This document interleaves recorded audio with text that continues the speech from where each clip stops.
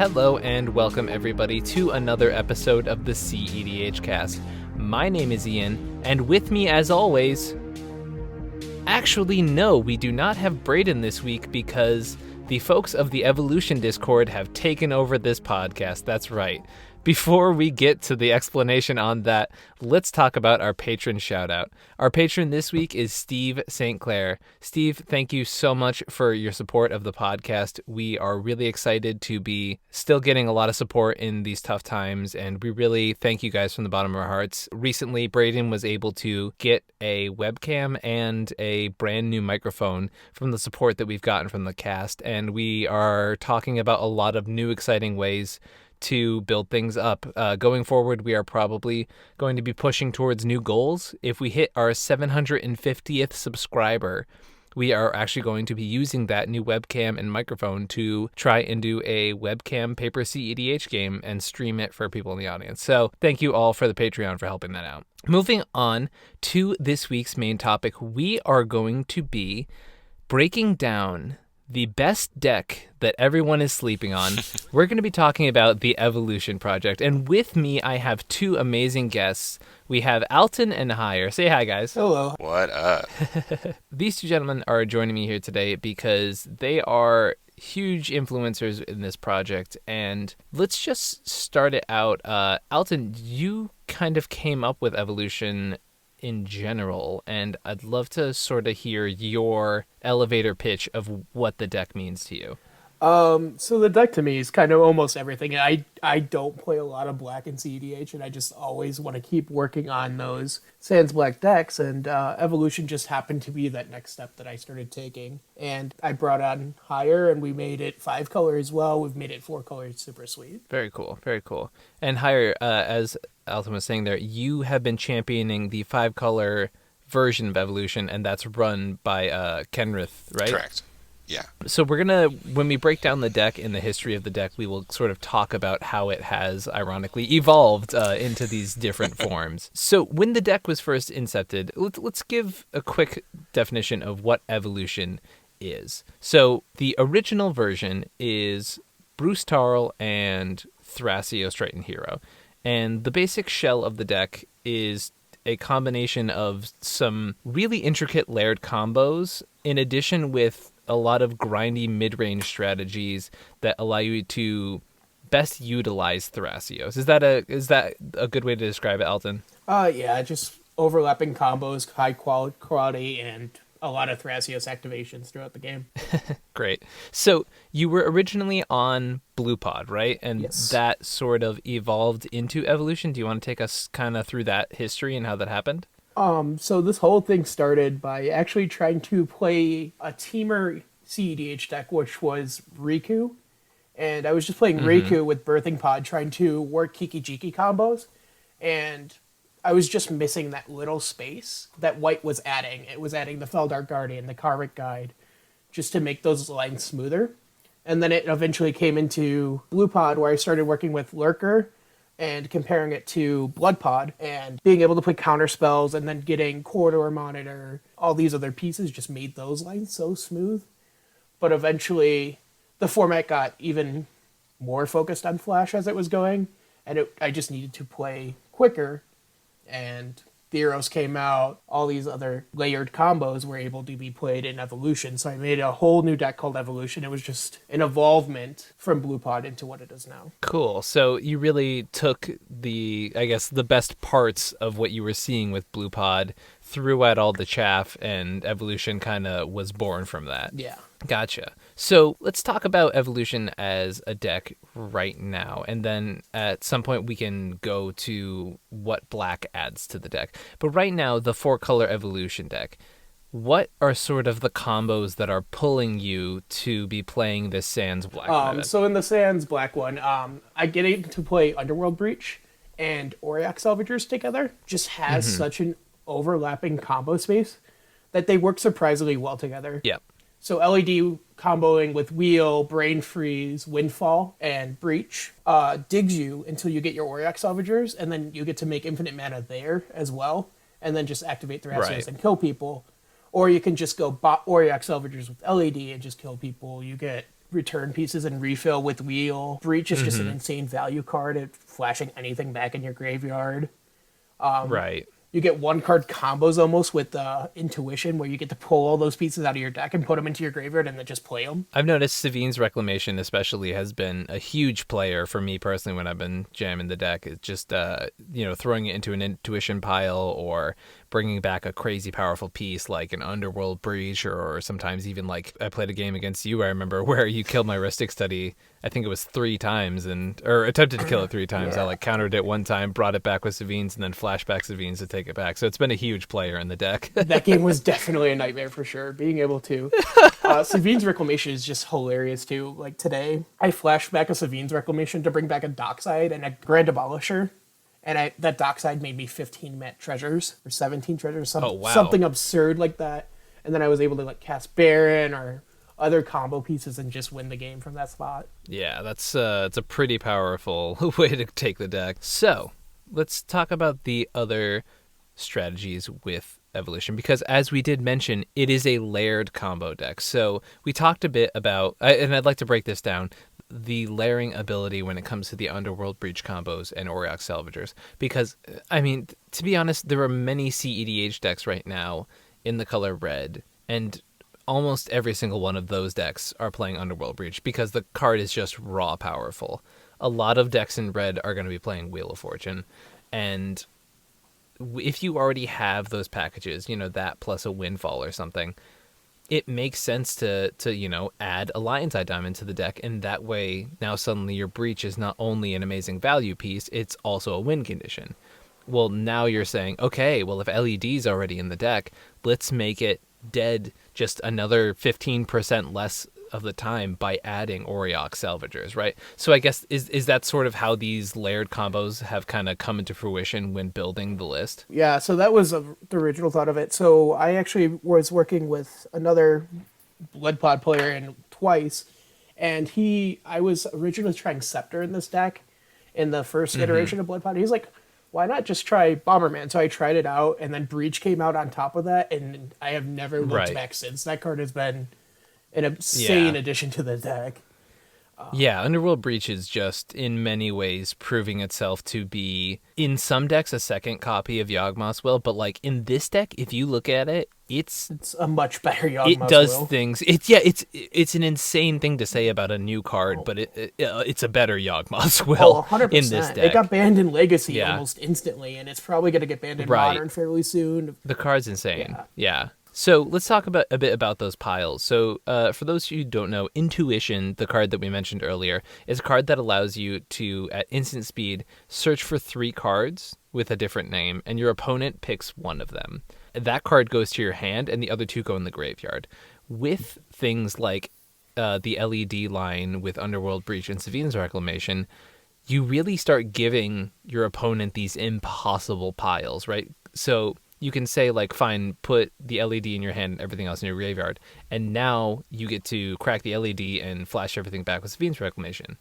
Or they put Savine's Reclamation in your hand, then you say, okay, for 3 mana, I'll bring back the Breach. So you really give them these piles that are basically saying, no matter what you choose, I'm going to win the game. Your best bet is to just make it the least convenient for me as possible, which is a very powerful ability to have at instant speed. Oh, yeah. And where they overlap, too. I gave a pile to someone. I gave them that traditional pile there, the LED, the Breach, and the Savine's. And they're like, oh, if we give him LED, he has to blow his hand anyways. May as well just give him that. I had Auriok Salvagers in my hand. I'm like, okay, sweet. I'll just kill you this way. But That's most awesome. of the time, if they give you the LED, you just crack it, and then you recast your Savine's Rec and bring back both. If they give you Savine's Rec, you just get Breach. If they give you Breach, you don't have to go through any work. You just kind of win. Yeah. I feel like that's never the right answer. Almost never. And then, even if you don't have LED, you can grab pieces I've grabbed Baron with Savine's Reclamation and Breach when I had a Dockside out. I've grabbed Freed from the Real when I was playing that card in the main deck. You get Noxious Revival and just put cards back on top. The card is... Intuition is by far the best tutor in this deck for sure. Mm-hmm. It's nearly playing a black tutor in a non-black deck. Right. So just curious, why did you decide to move away from Isochron Scepter in the list? Because a lot of people see it as kind of like a classic archetype in our format, is that win con. So originally I was trying it to focus up more on those infinite mana combos in Blue Pod, and that's where Evolution came. So I was playing Dockside Extortionist with Temur Sabertooth, and then eventually Baron. Right. And it started shifting more into those mana combos, and the stacks in Blue Pod was locking them out. So Evolution became... Oh, so it was actually hurting you more than Yeah, your it was opponents. more of a non-bow than anything. And then Right. switching over to Evolution, I'm like, oh, I'll try Isochron Scepter. It's such an easy mana combo. Yeah. But that mana combo was hard. It's a really hard combo to assemble in non-black, in my opinion. It's a 2-card combo, and you want both pieces in your hand to play them. Yeah.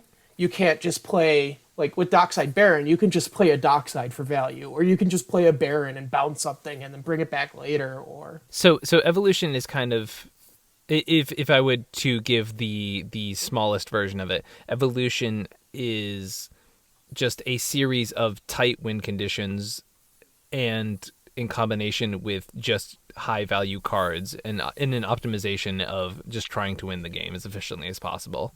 Yeah, so it's tight win conditions and just trying to have the overall card quality of that deck be so high. Yeah. So like I was trying to use 4-color Rishmi or Curious Control as inspiration, and like a little bit of Opus Thief with the Wheels and Breach package. It's got inspiration from those CST builds, as I mentioned before, in Medium Green, where it tries to grind out with that Seedborn Muse advantage. Yeah. You just could play a lot of... Now, was that version of the strategy, was that available when it was in Blue Pod, or was that a change that came through when it became Evolution? Which one? The Seedborn Muse line. The Seedborn Muse was in original Blue Pod. It just breaks parity on stacks effects, and you just get to definitely keep your counter spells and your Thrasios activations going. So it's in there, but it wasn't as focused on as it is in Evolution. Like, definitely being able to just... Yeah, being able to Neoform Bruce Tarl or Evolution him into a Seaborn Muse basically at any time is really powerful, and I've done it many, many times since I've picked up this list. Yeah, it's so much fun. Yeah, for people at home, I don't think I've actually mentioned this yet. Those of us on our Discord or following us on Twitter, or who have been seeing me jump around the community lately, have known that this has been the deck I've been piloting for a couple weeks now, so I've taken a pretty deep dive into the Evolution project. So speaking of the Evolution project as sort of a concept, when did Evolution sort of grow into the Evolution project as we know it? Which, obviously now we're going to talk about Hire's sort of evolution of the deck into the 5-color version. So I played a game with Altun one night, and I was like, this deck is sick. There's a lot of things going on here that I really enjoy. And it just seemed like he was slamming so many win con every turn. Win con after win con after win con. I think I presented a win con over 3 turns in a row against you or something. Yeah. And it was surprising to see such a resilient deck that could pivot pretty easily. And I was enthralled immediately. So... I have a history of playing 5-color decks, and so I had been playing Kenrith. I've been brewing Kenrith since he was spoiled, and so I was like, oh man, this seems like a great kind of idea to use for Kenrith. And if you haven't been over to the Kenrith Discord, there's always different builds for it because he is such a versatile commander that there is no stock list build for him. Oh, it's a treat to really go over there because there's like stacks Kenrith, infinite mana Kenrith, reanimator Kenrith. Like it is such a flexible commander that Hire's right. Like it's a wonderland of different strategies. The card is broken. Like it's take the best parts of every single color and let's throw it into one thing. Like, you have infinite mana, make your Kenrith infinitely big, give him all haze. Like, it's a finale of devastation on a creature. It's a Thrasios activation in a creature. Like, you're drawing cards, you're reanimating, you're doing anything you want. Even with when I was on Blue Pod, like, as soon as that card was spoiled, people were like, can we take Blue Pod and make it Kenrith? Like, this seems so much better.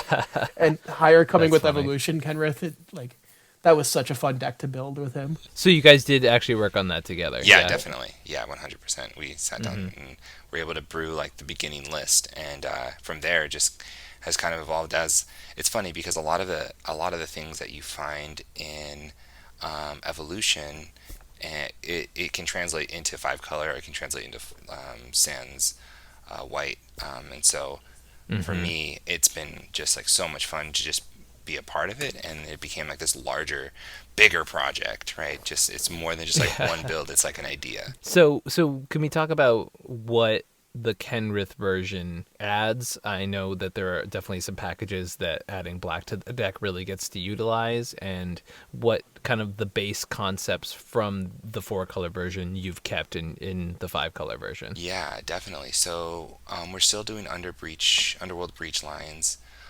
Sivine's Reclamation is in the deck. Eldritch Evolution into Seaborn Muse is also really, really good. The biggest difference, though, between 4-color and 5-color is going to be Thrasios. And it's funny, we talked to Brayden actually about this, and Thrasios grinds in a different way, because if you have a Seaborn Muse on the board, you're untapping and you're getting lands, right? Or draw, whatever it fits your need at the time. With Kenrith, you're getting draws, but Kenrith, the deck supports Kenrith way more than Kenrith supports the deck. And I think, so when you're grinding, you really just you're looking for draw, right? You're looking for ways to fill your hand and then make decisions based on what is presented. And with 5-color, you can do things, you are a little bit more versatile in what you can do. A really good example, we played a game yesterday, and I Gilded Draked Alton's Zerda. Yeah, this is like super sick. This is pain. This is pain right here. So I Gilded Drake his Zerda. He fought for it. I countered it. It stuck. The Gilded Drake stayed on his side of the battlefield. On another opponent's turn, they went to attack. He blocked with the Gilded Drake. It died. I was able to reanimate the Gilded Drake again and steal his Thrasios, right? And so it's like this over the top kind of thing where you just the salt is real, but it's that idea of being able to kind of interact in weird ways. There's a lot of like tricks that you can do, being able to put a +1/+1 counter on another creature when the opponent didn't think, oh yeah, I forgot you can do that and pump someone else's creature, then kills my Timna, right? Those kind of moments have been really, really, really cool. And then also there's some tricky lines that I run using cards like Deadeye Navigator. It's a good example, which doesn't see a lot of play at all in cEDH. But I run it because I can get Deadeye Navigator into the graveyard and reanimate him, and it will cost 2 mana to go infinite with Dockside and Deadeye Navigator Soulbonded. And for me, that's been like a dream, because it can win over the top of anything. So that's been really, really sick. Yeah, that's definitely a spicy line. I remember the first time I saw you break that out, I was like, wait, what? This is a real thing in a competitive deck? Winning at instance is still a thing? Yeah. So one thing about that, I find it interesting that you do get to utilize the graveyard a lot more than the traditional evolution deck because of Kenrith's abilities. So, because I know you're also running Survival of the Fittest for that reason. Do you want to talk about that a little bit? Yeah, Survival of the Fittest is an all-star in the game. Right? It is, oh man. Survival of the Fittest becomes Tutor for Seaborn Reanimated. That's what it becomes.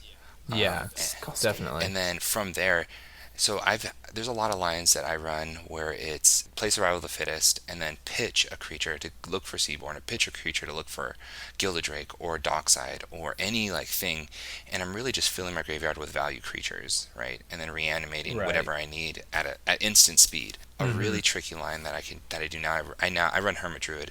And so one line I do is look for Hermit Druid, pitch it, reanimate it, give it haste, activate Hermit Druid, and then from there I can reanimate Dockside, giving me enough mana to reanimate Thassa's Oracle over the top of someone else's. Wow, that's pretty spicy. The lines he plays are so disgusting and like so resilient. I have never been the amount of Gilded Drakes in a single game that I've seen play with him. But like I Gilded Draked his Kenrith.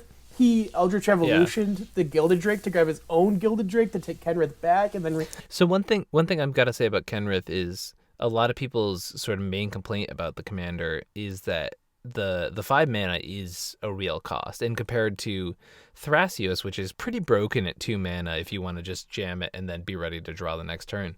Kenrith has a real cost to setting that up. So how do you get around that? How do you in going into a game, how do you play knowing your commander has that upfront cost that's going to really be a hindrance to your mana? Sure. Kenrith is an expensive mana cost, expensive investment, but again, the deck supports Kenrith, and Kenrith is not the main feature of the deck, right? So the deck is trying to grind, and so if I can cast Kenrith, awesome. The deck moves pretty easily with him, but if I can't cast Kenrith, or if there's a curse totem, right? Then my main goal is to find and piece together a win line. And fortunately, like you were talking about earlier in regards to card value, the deck is just super rich with abilities and spells that can do so much and pivot really, really easily. And so for me, it's if I have the mana to cast Kenrith and I have hopefully counter magic to keep him on my side of the battlefield for one turn, because he always gets Gilded Drake every time. Yeah. Then I'll cast him. But if I can't, so a great example, a turn 2 Kenrith is not ideal, because in order to do that, I have to have like a mana vault and 2 lands, and I'm tapped out. If you are ever in a situation where you are casting turn 2 Kenrith, don't do it, just because it seems tempting, but the meta just has too many ways to get rid of him, and then it costs 7 to punish it. Yeah, I always have the Gilded Drake for you, Higher. I always have it. I would say the biggest tip, if anyone's looking to play 5 colors specifically, you are mulling down until you find some sort of draw engine. Right. That's draw engine, or if you happen to get a way to make a lot of mana quickly, then that is a great option as well. But I'm aggressive when it comes to mulling. I will mull down to 4 until I see something, whether it's a turn 2 Ristic, turn 1 Fish, Sylvan Library, anything that can draw me cards. Yeah. I think every game I've played with you, you either have a Mystic Grimoire, a Sylvan Library, a Ristic Study, a Smothering Tithe, any of those pieces in play by turn 2 at the latest. And I've seen you have 2 of those pieces in play by turn 2, and it's really strong. Yeah. Yeah, I mean, luckily 5-color allows you to just get the best engines possible and really work it in your deck. Like you've mentioned some of the best engines in the entire competitive format, right? We've talked about Sylvan Library, Ristic Study, Survival of the Fittest, all of these just broken Magic cards, Hermit Druid, the fact that you get to play all of them in one deck, definitely. You also get to play consult lines in that deck too.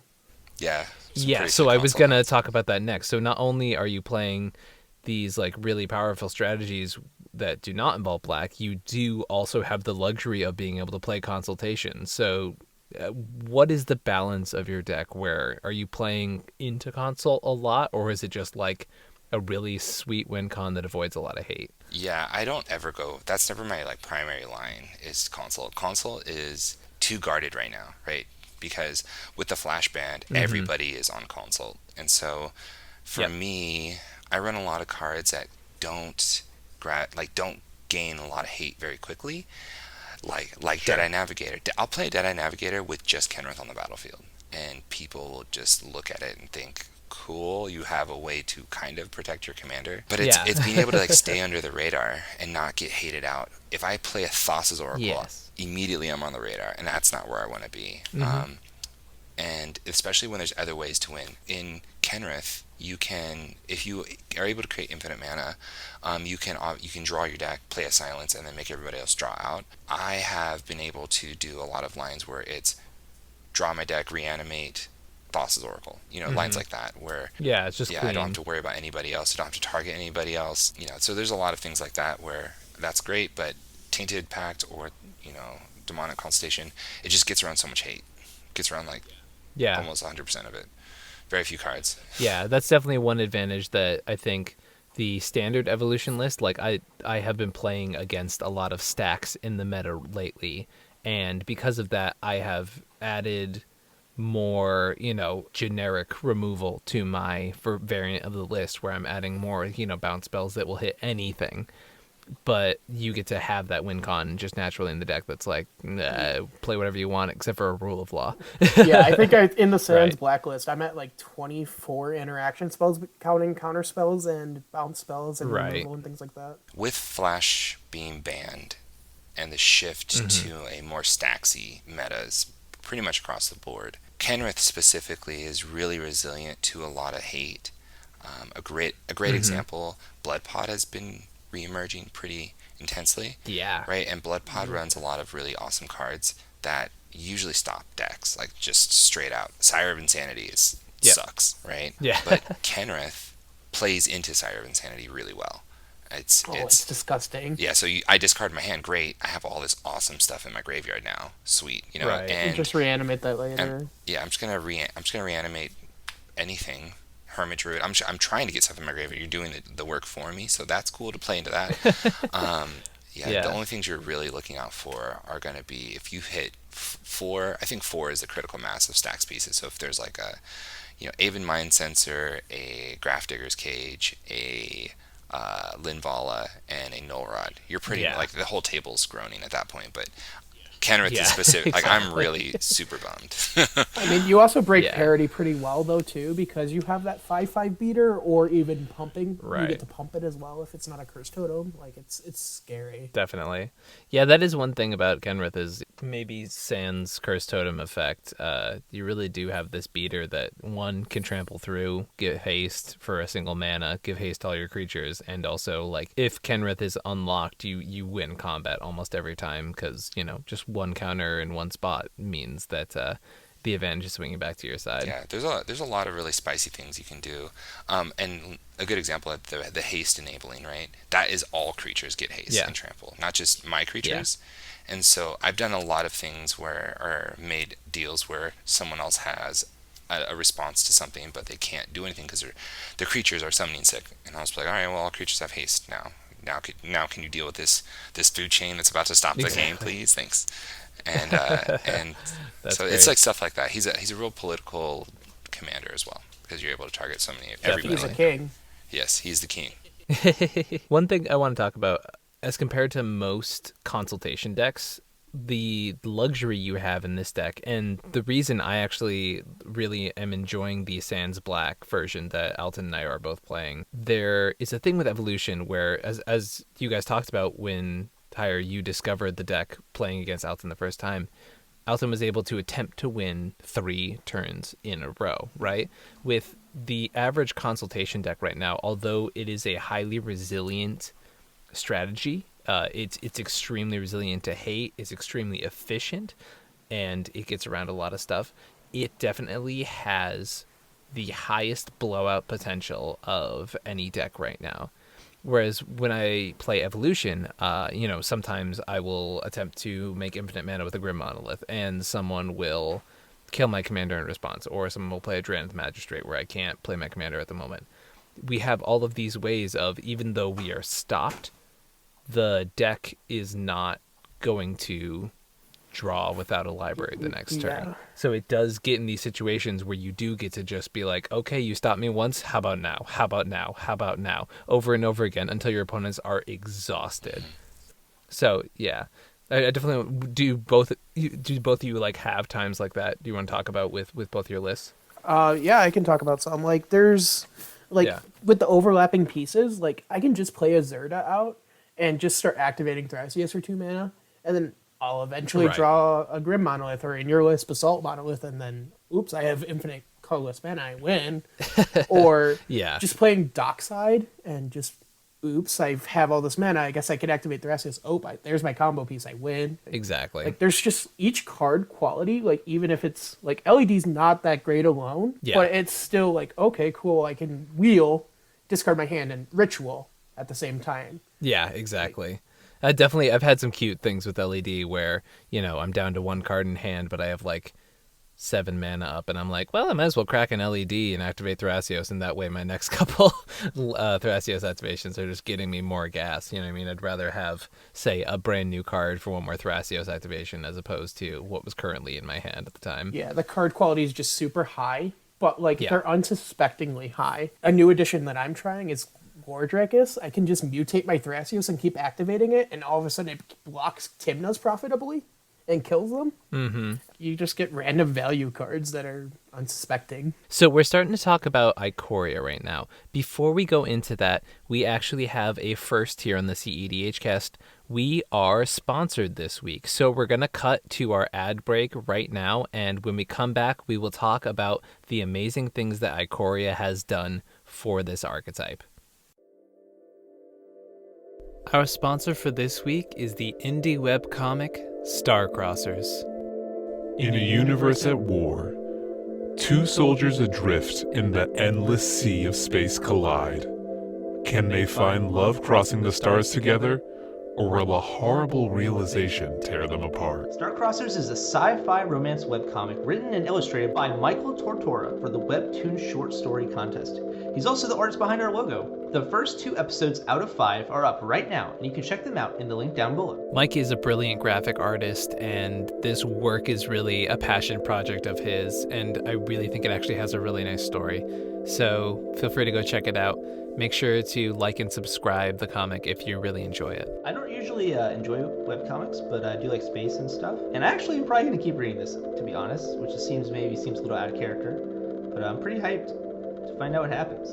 All right, everyone, back to the podcast. All right, so you guys should have just heard the advertisement about our really special opportunity with our the artist who made our logo, Graphic Ginger. So, going back to the conversation, the release of Ikoria, Magic's newest set as of this recording, did some really powerful things, especially for the Sans Black version of Evolution. And this is actually how I got interested in the deck in the first place.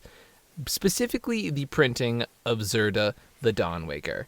So Zerda the Dawnwaker, I'm not sure if everyone at home is familiar with the card yet, but it is one of the new companions from Ikoria. Now, we do not play the card as a companion in the deck because it would actually hamper the strategy way more than it would help it. But we do play the card in the 99. So once again, this is in the Bruce, Tarl, and Thrasios version of the deck. Because Zerda not only allows you to have your Thrasios activations reduced because it reduces the activated abilities of cards you control by 2 colorless. Once again, can't reduce less than 1, but obviously that would be a broken mechanic if it could. However, so in general value, you can get a Zerda out early and it just provides you a ridiculous amount of card advantage, but it also combos with 2 cards, and that is Grim Monolith and Basalt Monolith, because they each have unique untap abilities that aren't affected as part of the mana abilities. They will actually cost less, similar to the way it works with Power Artifact, and will allow you to make infinite colorless mana, which is obviously very good with Thrasios because it will allow you to put all your lands into play and draw your entire deck. Yeah.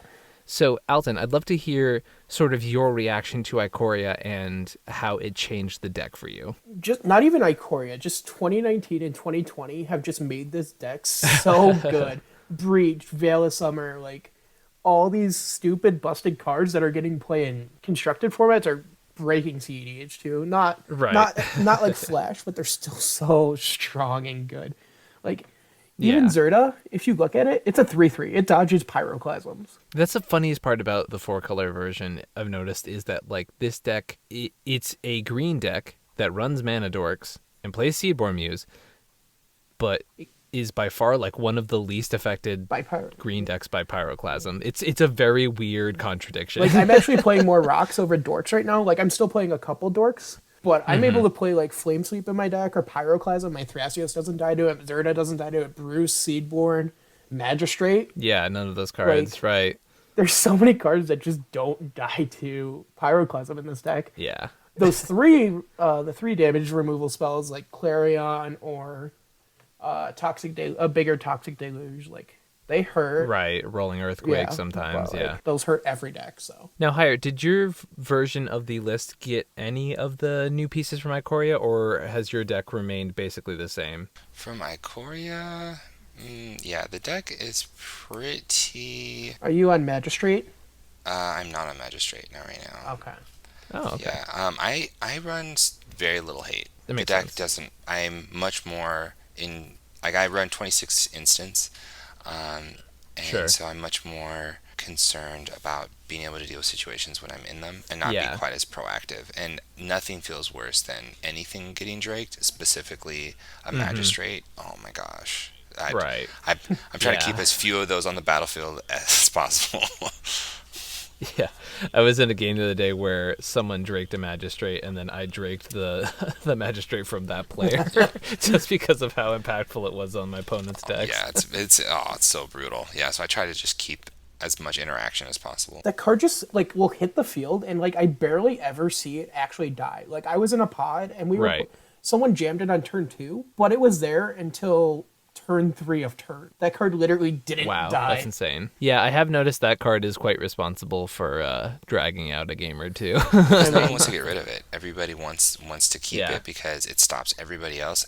Yeah, one of the craziest parts about that card is like you just think it's like, oh, okay, it stops people playing their commanders, but then you also forget that like it doesn't just do that, right? It stops companions from being played, which is like relevant in some very fringe decks, but it also stops people casting spells from the graveyard or from their libraries.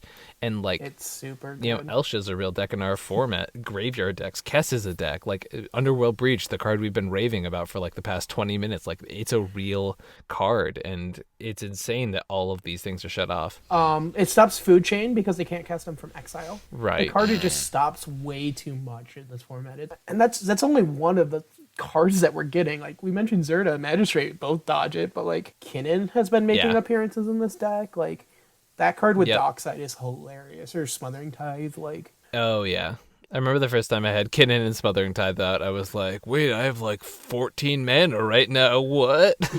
Like I've ended up cutting it because I'm more off of the dorks, and I'm more onto wanting to, like I'm playing Flame Sweep in my list personally, because I think that card's really good right now. And even I'm playing Basalt Monolith, and I'm on more dorks than your list, but even I ended up cutting Kinnan just because there are so many hands where I think if I were to push the deck more towards the dork angle, and we can talk about different ways you can build the list in a little bit, but if I were to push it towards that, then Kinnan definitely finds its way back in the deck. But as of right now, the way I have it, it just it doesn't always do something, and then you know Bear is not good enough in our format. It's super strong, and like if you're playing those like heavy Freed from the Real decks, like it's super strong, right?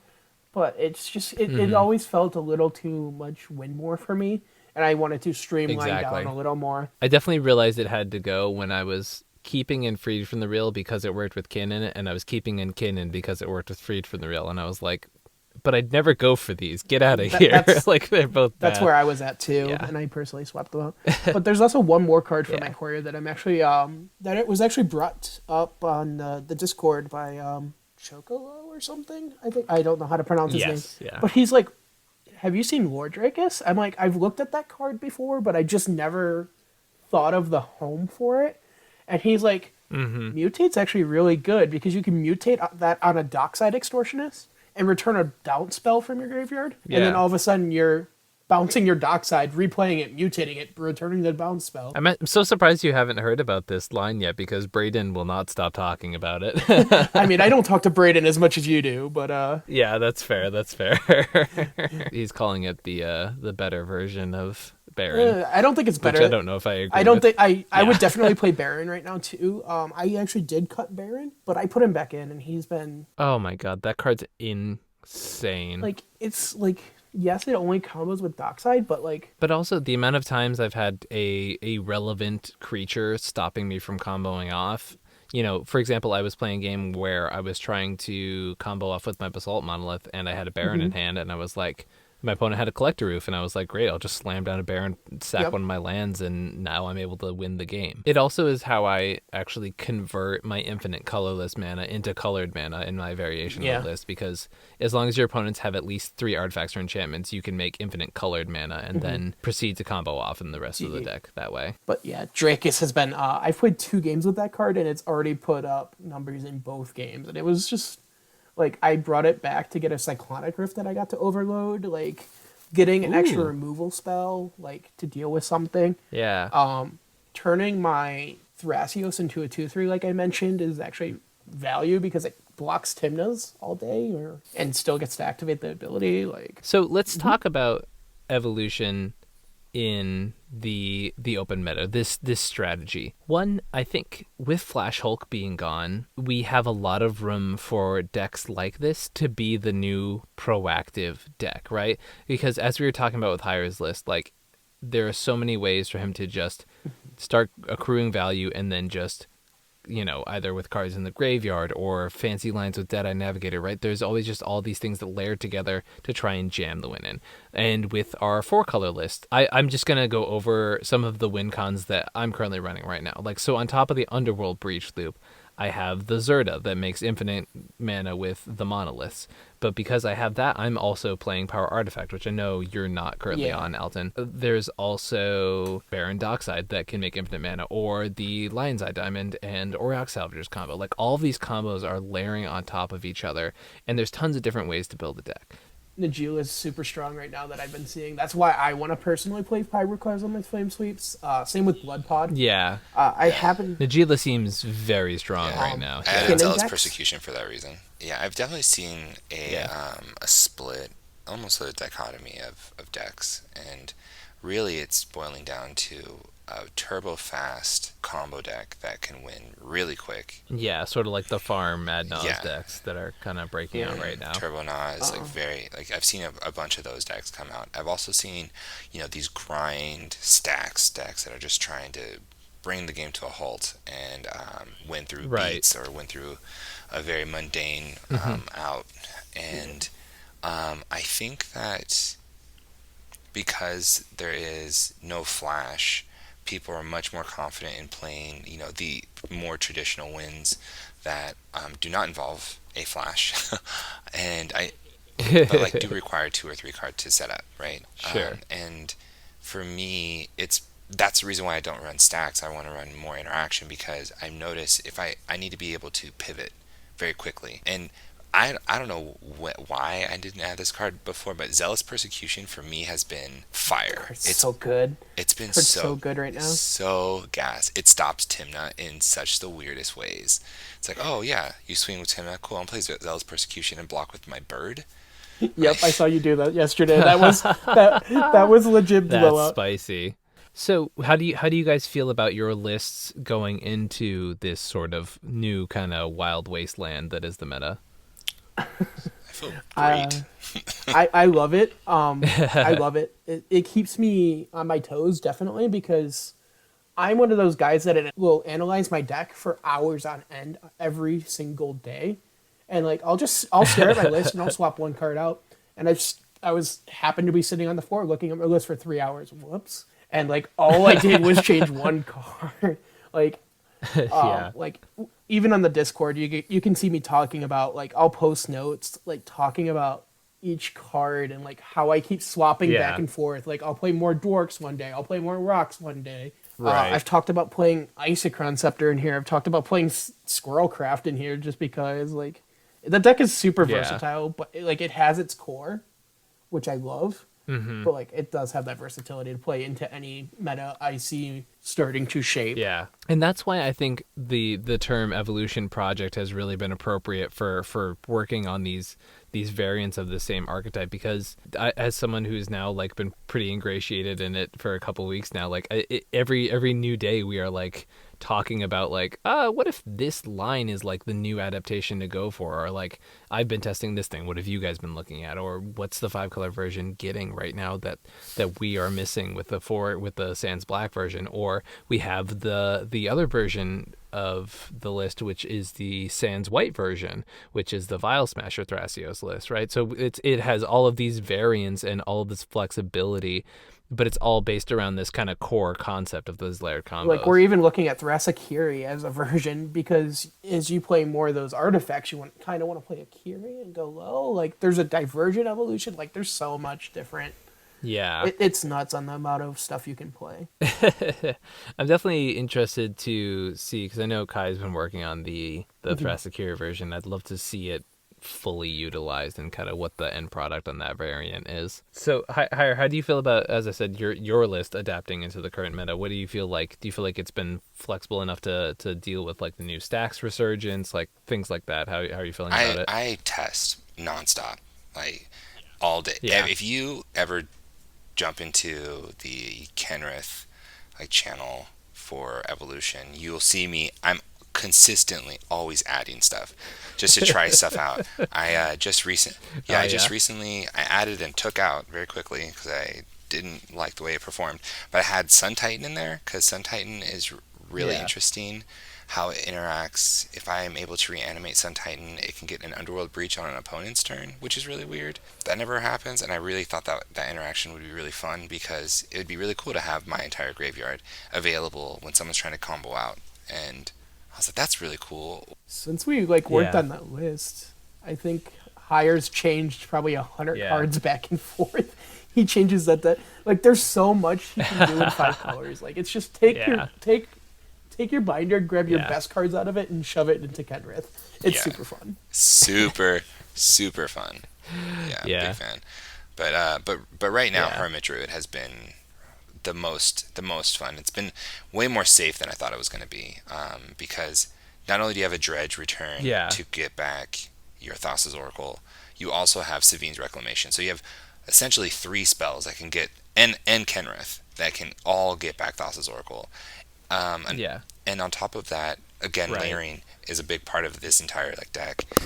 Deadeye Navigator can flicker Thassa's Oracle, so it can re-trigger Thassa's Oracle. That's pretty potent. Or it can re-trigger Spellseeker to grab more counter spells out of your library. So there's a lot of ways that you can abuse cards. Cool, very cool. This meta is so open, and so just from both of you, I guess, because you're both on these different variants of the list, and if I haven't been clear about it before, I'm playing a very similar version to Alton's. Our main difference is that I'm on the Power Artifact line, but we talk. I think we're 5 cards different. Yeah, at this point, we at one point we're probably closer to 10. But when you work together with somebody on a very similar list, you tend to homogenize a little bit, especially with a lot of decisions. But kind of going through just the name of this episode is going to be something along the lines of why Evolution's the best deck you haven't heard of. Just 1 minute elevator pitch from each of you, and it doesn't matter who goes first. Just why do you think someone should give Evolution a chance in this current meta? Sure, I'll go first. That's fine. If you were to play Evolution, the idea is to be able to pivot and adapt to almost any board state. Specifically with 5 color, that is the goal. That's what I want for the people who play the deck, is to not only see one line, but see many lines, and be able to react accordingly. And a lot of the time, I try to play as patiently as possible, because the lines that I want to go for instinctually are usually too greedy, and there are usually more options. I get too focused in on, there's this easy out, but you have 3 other players to worry about. There's a lot of interaction in the meta, especially with the new cards from Commander 20, and so just know that if you like playing a pivot, adaptable deck, this is the deck that is for you. You have so many ways. The learning curve is really high. It takes a long time to kind of get used to Kenrith because he has 5 abilities, and that's really important. And every ability is important. And I say this because I have used his gain life ability more times than I can count because of Sylvan Library, right? And just so many ways to just abuse these abilities, and again, pivot and pivot and pivot, and just finding those little nuances. Oh man, it's a game changer. It's very hard to see the anything telegraphed. The only times that happens is when you see a commonly used combo, right? So if you see, there's Auriok Salvers, there's LED, great, here we go, and there's ways to stop that you know of. But in Kenrith, that's the other thing, is that I don't fight a lot in things with Kenrith. If I'm trying to cast a creature, if the creature dies, that's cool. And we're talking about resiliency earlier. That's the one thing I think Kenrith has in spades is, you stopped my Dockside. Sweet. I actually wanted it in the graveyard in the first place, so thanks for that. That was all the plan eventually, you know? Yeah, exactly. The joy of Evolution is it has those super explosive combos. I've won on turn 2 going first by freed from reeling my Bloom Tender when I was playing it, and I won. You have those super explosive turns, but you're also playing Thrasius, you're playing Seedborn Muse, you're playing Bruce. I was playing a game and I Gilded Draked Kenrith. I played a Bruce, I put a counter on Kenrith, and I 2-shot people. Best partner commanders are Kenrith and Bruce. You fly under the radar a lot too, because especially in the Sans Black build, I could use that to my advantage. I'm not playing black. Don't hit me. I'm not worth it. Like, hit the ad nause. Right, I'm not on ad nauseum. I say it all the time. Yeah. Evolution's really hard to put down in a quarter too. Like, I'm sitting here and like Exactly. I'll be out of the game majority of the time, but I'll just keep enough interaction to not lose the game and keep forcing people to play and play and play. Yeah. And then eventually I'll draw a straw, win con, and I'll win on the spot. Yeah. Yeah, I've actually played a number of games where, you know, the Blood Pod player locks the board down, but then everyone is so locked down by that player that they beat them down, and then by the time I get to untap, I'm like, all right, well, I've had 3 combos in my hand this whole time. Like, Yeah, let's dance, homie. Like, a small endorsement for Bruce, and like we were mentioning with Kenris ability, like the amount of times I have just been able to aggressively be like, yeah, I'll take 8 with Sylvan Library starting at turn 2, and then like do that for like 5 turns in a row, because at some point I just go, well, I've got a ton of extra mana, I guess I'll play a Bruce and start beating in, and then, all right, that's 2 more cards I'm drawing off my library. And I think I was playing a game yesterday and I got down to 8 life. But when that game ended, I had, I believe, 47. Wow. One endorsement I definitely have for the deck, and this is kind of the thing that's made me really fall in love with the list and join the Evolution Project and stuff like that, is I love being able to play in a way that makes my opponent answer my board, right? So I don't mind being the nobody at the table, you know, occasionally countering one thing if I have to, and then going, okay, it's turn 4. I have a couple engines set up. I'm going to try to win. It didn't work. I'm going to try and win. I'm going to try and win. And being able to just push for those victories turn after turn after turn, I think it's a very rewarding thing. And, you know, you play against people enough, they're going to be sort of ready for it. But even in those circumstances, you can just pivot and be like, fine, I'll just grab my Seaborn Muse and I will get cards and I'll get advantage and I'll wait for the time when I have the opportunity to bounce the stacks piece holding me back and then just go for it turn after turn after turn. And it's a very rewarding deck. Like the other day, I attempted to resolve a silence. My opponent countered it, and I was like, fine, go to cast my Basalt Monolith, even though I had a Zerda on the board for Infinite Colorless. My opponent countered that, and I was like, fine, I'll just cast the Sevine's Reclamation, getting the Basalt Monolith back on the board. Do I have it this time? And they were like, this has been one turn, stop this. So, I'd like to believe there's a couple people convinced out there. And, you know, I've been playing a lot online, and we play a lot on the Nexus, if you've heard us talk about playing games with each other. There have been a lot of people observing our games and saying, like, wow, that's a lot of broken magic you're doing in one deck. Like, I wanna try sleeving this up. And there's, you know, we've slowly had people jumping on the project, been interested in it and stuff like that. So hopefully everyone here out in the audience is enjoying listening to us sort of talking about the deck, nerding out about it a little bit, because we're all very excited about this project. One thing before we go, so we had been talking about the Discord. We're actually, the Discord we're talking about is the Thrasios Incorporated one that me and Kai, or Beowulf, are running, and we talk about Evolution on there. We'll talk about Blue Pod. We'll talk about the Sands Whitelist. We'll talk about Kenrith. We have a tab for Medium Green because Braden's on here. We meme on here. Like, we talk about new cards. Like, I wasn't on Lord Drakus until someone mentioned it to me. And, like, just super little things like that add so much. And, like, the community's great, and I appreciate everything you guys have done.